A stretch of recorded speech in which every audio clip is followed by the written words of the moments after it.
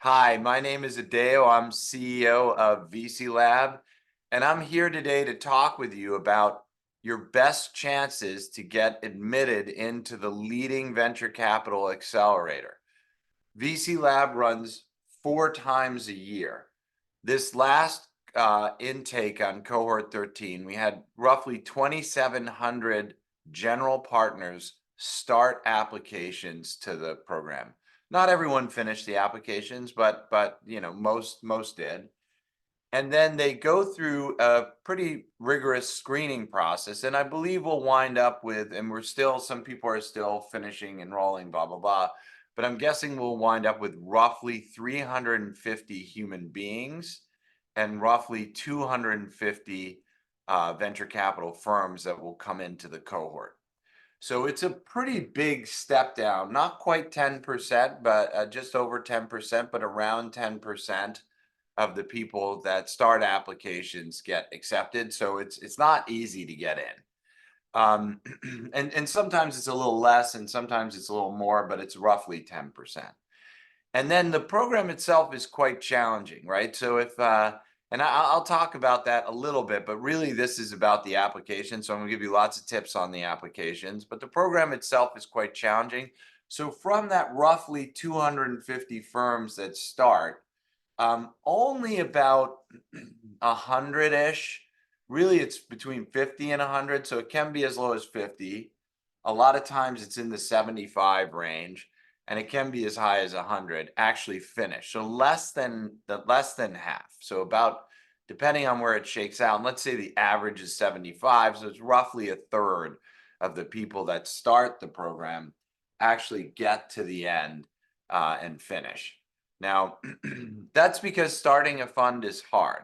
And so, and it's a great segue. And some of the things we look for are things that will make it less hard for you. And the program also will make it less hard, but it doesn't matter. It's like climbing Mount Everest, right?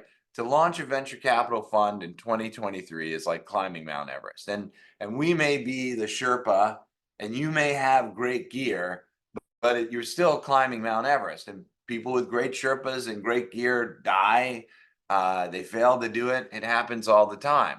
So, it's one of the most difficult things that you can do. And you want to have the best gear, you want to have the best Sherpa, but it doesn't mean you'll always be successful. And we do allow people to come back and try again. But the program is about launching a firm and a fund. And if you're not doing that, it's not, we part ways during the program.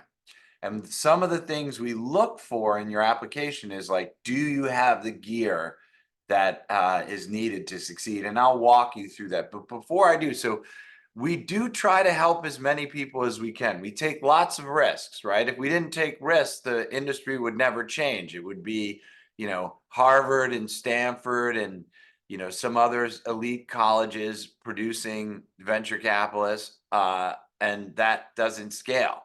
Right? Not only does it not scale, but then you have a very homogeneous industry, which is what's happening right now.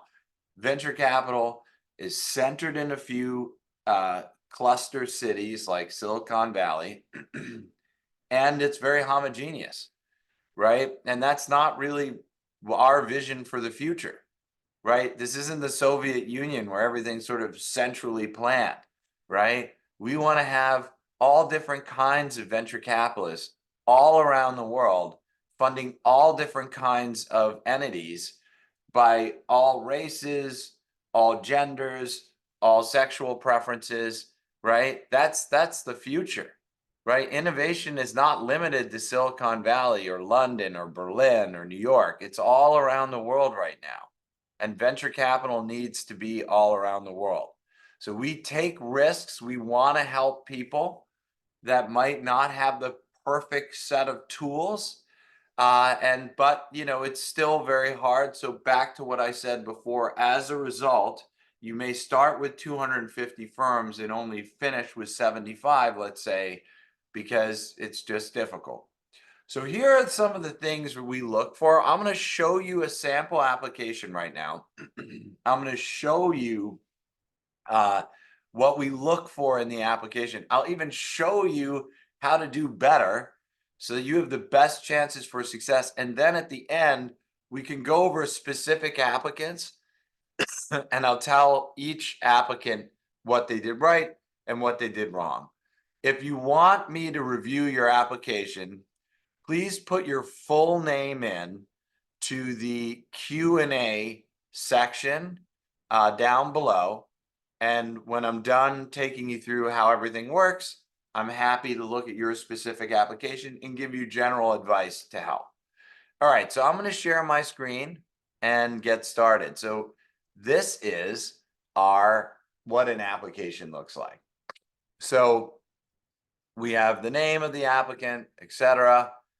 When it came in, notes, but I'm going to focus on this bit right here.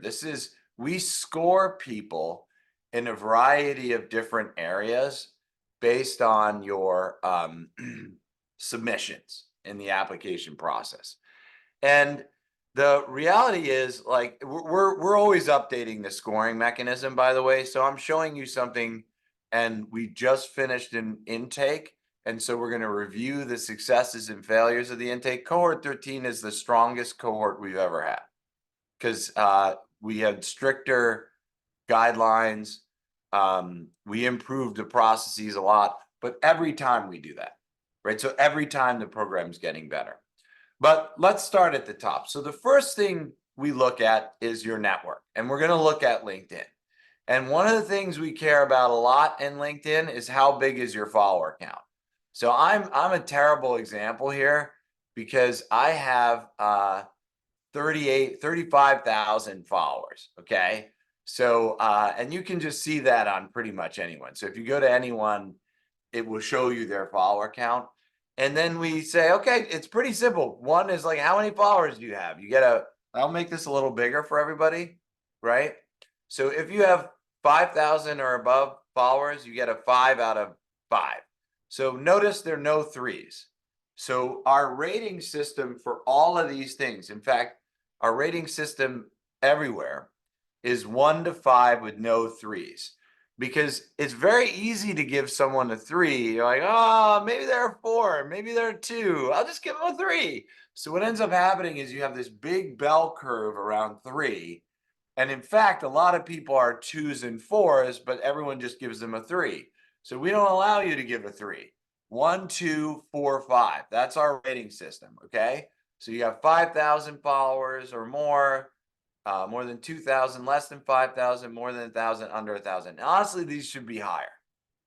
But if they were higher, no one would get it. Your network, and like, let me be super clear, everybody. Okay, so I'm going to stop sharing screen for a moment to make this point super emphatic. You are entering a networking business. Okay, this business, venture capital, is 100% about networking. Okay. You need to network to find founders. You need to network to find the investors into your fund. You need to network to find help for the companies that's in your portfolio. If you are not a well-networked person, right, you will fail at being a venture capitalist. No, but I'm a great accountant. Doesn't matter. It's like, I understand venture deals more than anyone. Doesn't matter. I understand venture law. Great. Doesn't matter. Right? That's helpful. But if you can't network and you don't have a big network, you will fail, right? You will not get good deals. You will not find limited partners, and you will not be able to help your portfolio companies. This is a networking business. So where is the easiest place to measure your network?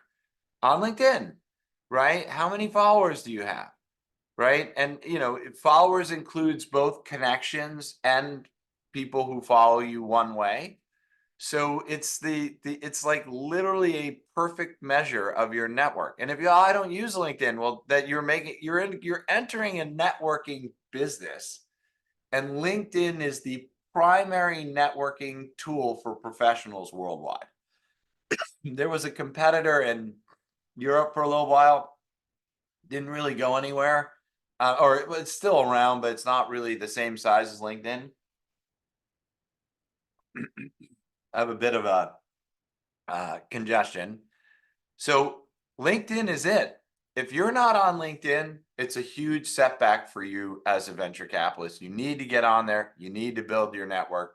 Frankly, everyone in VC should be a few thousand followers on LinkedIn, preferably in the industry where you are. And I'll cover that next. So LinkedIn, LinkedIn, LinkedIn. And these are weighted, by the way. Each of these scores are weighted. And this is a big weighting right here. Next, do you write your background? Okay. We look at your background on LinkedIn. We see how many investments you've done. We see if you have VC experience. We see how many LPs you have.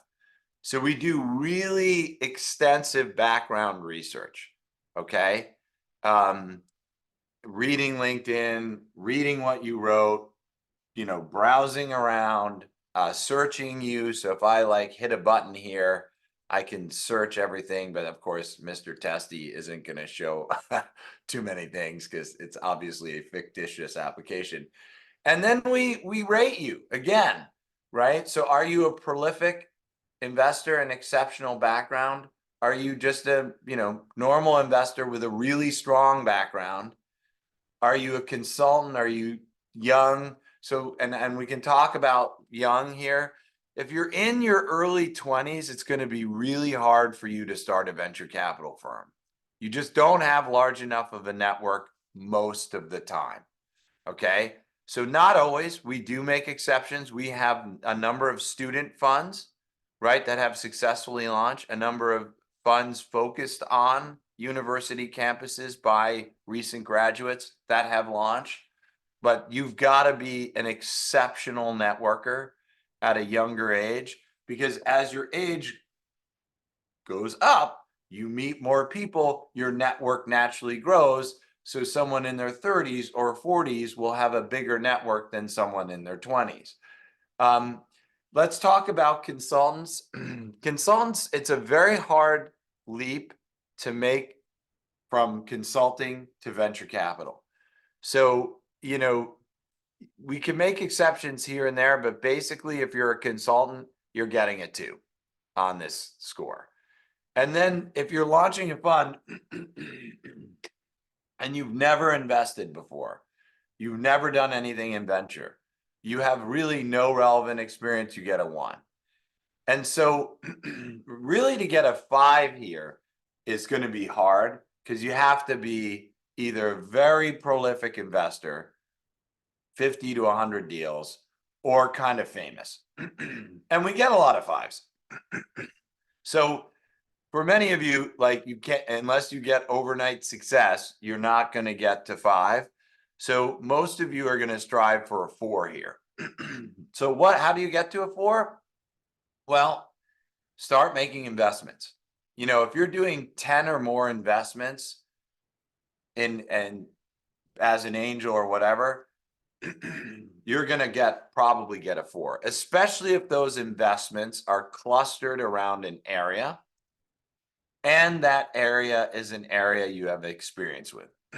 So I've been the COO over and over again of vehicle companies, and I'm launching some sort of transportation related fund, and I've done 10 investments in vehicle and transportation related companies. I was like, oh, this person is a 4, right? They are interested in transportation, they have background in transportation, and they've made investments in transportation, right?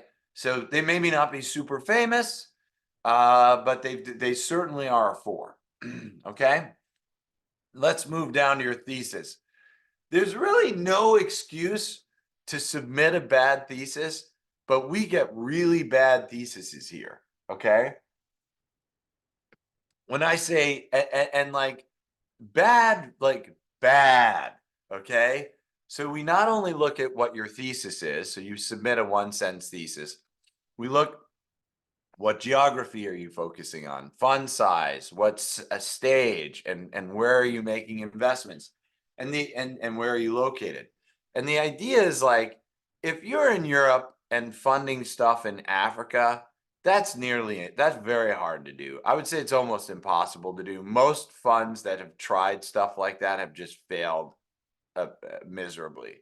So if you're in one region and you're funding things in another, I'm in Canada, but I'm backing Indian companies. I'm in India and I'm backing, Middle Eastern companies. I'm in Africa and I'm backing, like, now you back companies where you are, right? And when I say fail, it's not that they fail to operate, they fail to raise capital, right? So they just don't succeed at all. They don't go anywhere, right? And if you're launching a $50 million fund size and you have no experience and you're starting a new firm, that's just not gonna, it happens, right? And you read about it, and that's why you think you can do it, but you cannot, okay? The people who do that are like way more successful. They are fives on all this stuff. Unless you're a five across the board on there, I'm like, I've been in VC, I've had amazing returns, I've been investing in this one space my entire life, and now I'm starting a fund in that space, and I'm a top decile VC, blah, blah, all that stuff. And even they struggle, okay? They struggle on their first new manager fund. So the best of the best of the best of the best often fail when they launch a new fund because they set their fund size too large. So if you set your fund size too large, I'm going to help you. You're going to fail. So you set your fund size small. So when you come in and you submit an application, I'm doing a $50 million fund, I'm doing a $100 million fund, I have no experience. I don't really know what I'm doing, but I'm going to do that. It's like, I'm going to climb Mount Everest in naked,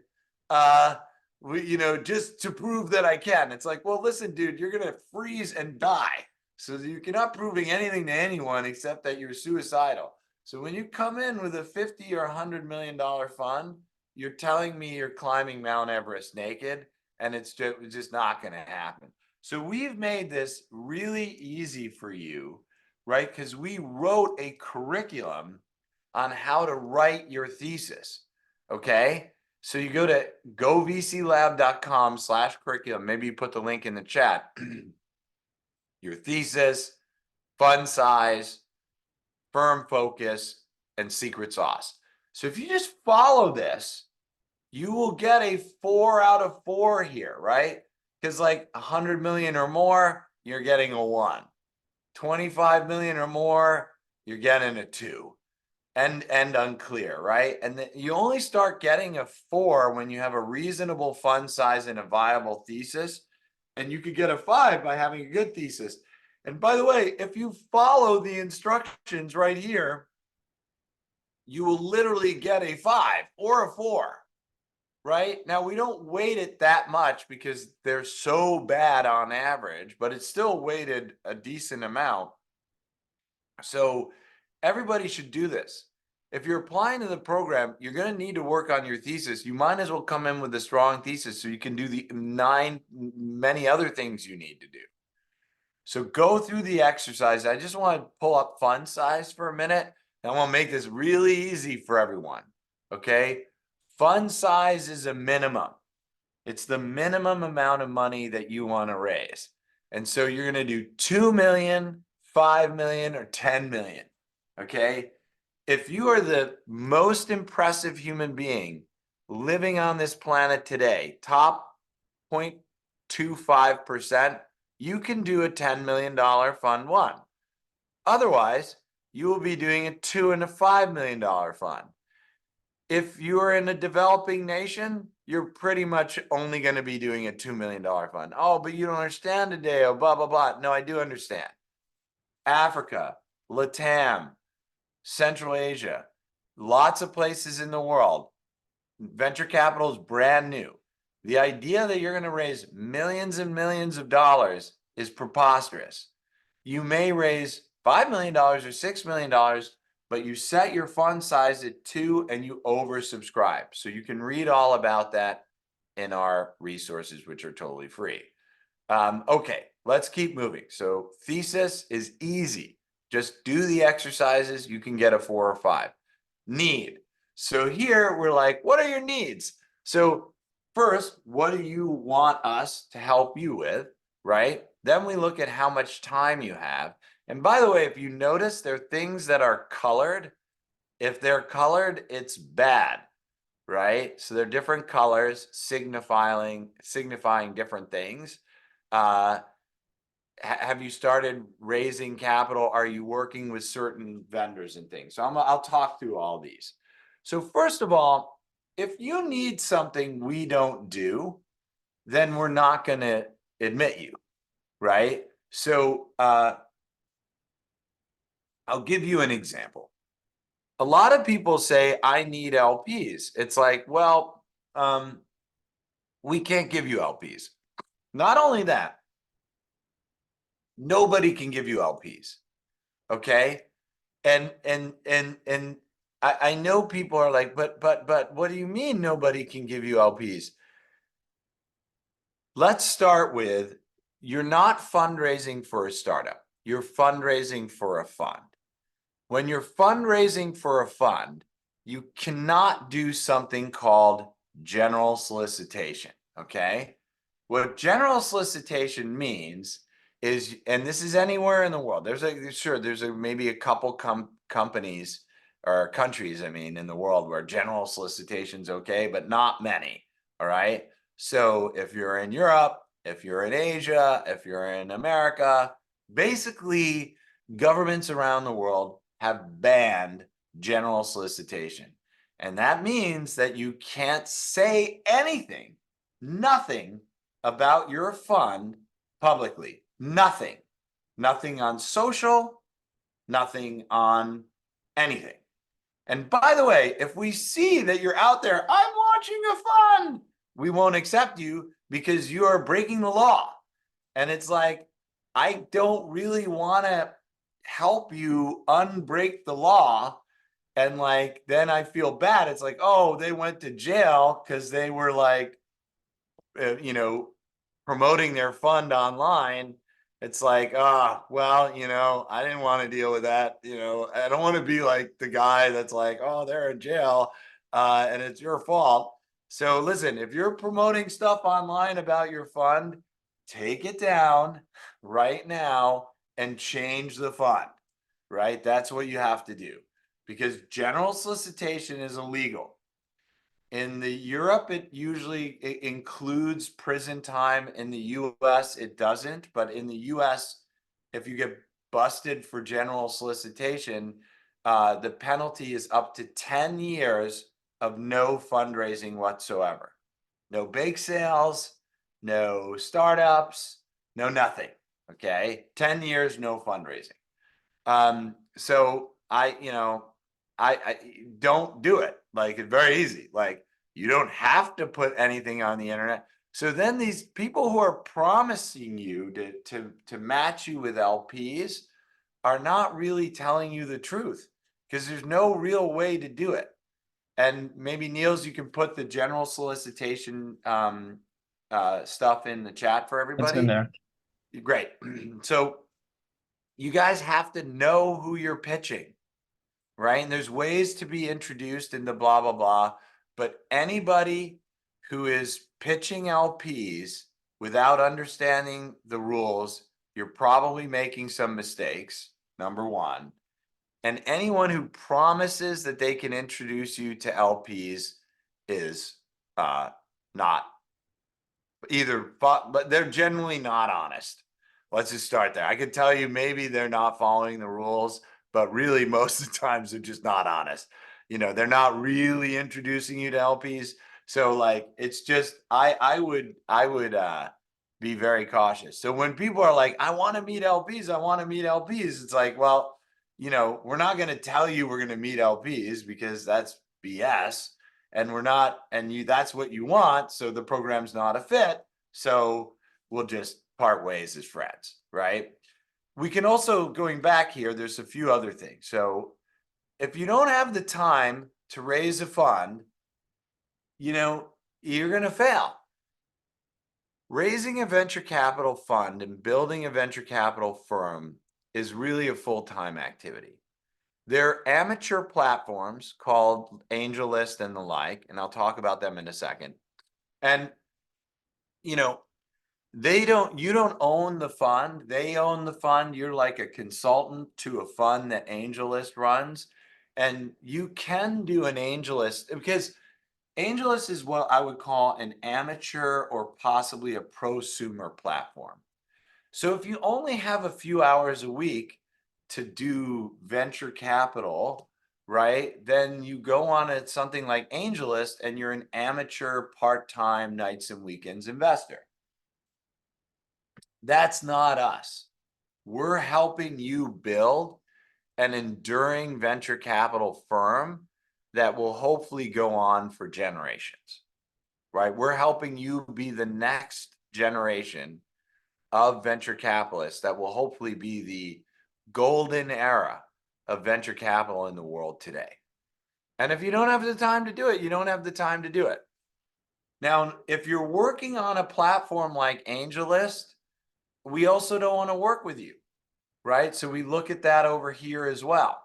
Are you working with AngelList? Are you working with Cardell? I'll take these two out. AngelList is a amateur and prosumer platform.